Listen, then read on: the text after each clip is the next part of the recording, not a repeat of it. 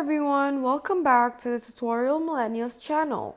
In today's video, I will be showing you how you can upload your Instagram stories on Facebook. So firstly, just open Instagram and go to Instagram stories. Then just post any stories you liked and just press your story. Next, after that finishes uploading, just tap on your story again and now press on the Facebook symbol. Next, just confirm that this is your Facebook profile and press continue, and then just press continue again.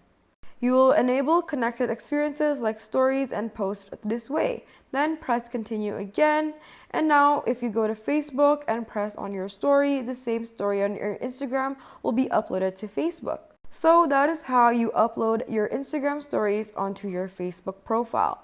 That is all I have for you today. I hope this tutorial was helpful. Don't forget to like, share, and subscribe, and leave any of your questions in the comment section down below, and I'll happily answer them. Also, leave suggestions for future tutorial videos that you would like to see. Thank you for watching. Bye!